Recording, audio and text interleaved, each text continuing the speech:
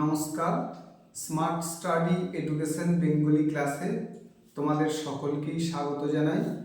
গত কয়েকদিন অসুবিধা থাকার জন্য আমি ক্লাস করতে পারিনি, তো আজকে আবার একটা নতুন ভিডিও এনেছি।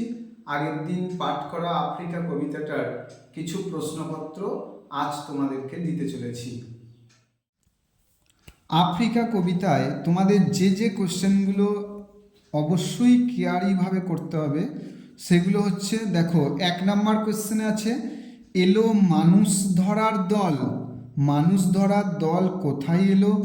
তাদের মানুষ ধরার দল বলার কারণ কি, আর তারা এসে কি করেছিল? এই লাইনটার উপর কোশ্চেনটা করবে। তারপর 2 নম্বর কোশ্চেনটা তোমরা করতে পারো, এসো যুগান্তের কবি। মোস্ট ইম্পর্টেন্ট কোশ্চেন, এসো যুগান্তের কবি। যুগান্তের কবিকে কেন আহ্বান করা হয়েছে?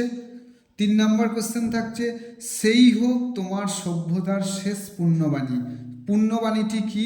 লাইনটির তাৎপর্য লেখো। হাই ছাবৃতা 4 number question, most important line, হাই ছাবৃতা। ছাবৃতা কে? কেন সে ছাবৃতা?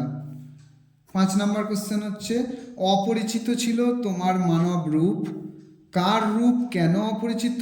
সেই মানব রূপের পরিচয় দাও। এই লাইনটা করবে। 6 নম্বর কোশ্চেন হচ্ছে সমুদ্র পাড়ে সেই মুহূর্তে।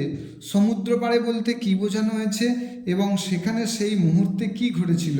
এই লাইনটার উপর কোশ্চেন করবে। আর করবে দাঁড়াও ওই মানহারা মানবীর দ্বারে। মানহারা মানবী বলতে কাকে বোঝানো হয়েছে?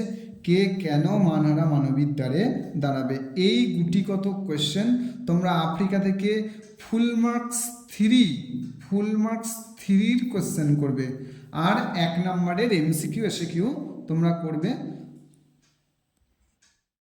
নমস্কার, স্মার্ট স্টাডি এডুকেশন বেঙ্গলি ক্লাসে আজ তোমাদের যে আফ্রিকার কোয়েশ্চেন কটা দিলাম সেই কোয়েশ্চেন কটা অবশ্যই করবে। আর এরকম শিক্ষামূলক নতুন ভিডিও হতে তোমরা আমার চ্যানেলটিকে অবশ্যই শেয়ার, কমেন্ট এবং সাবস্ক্রাইব করবে।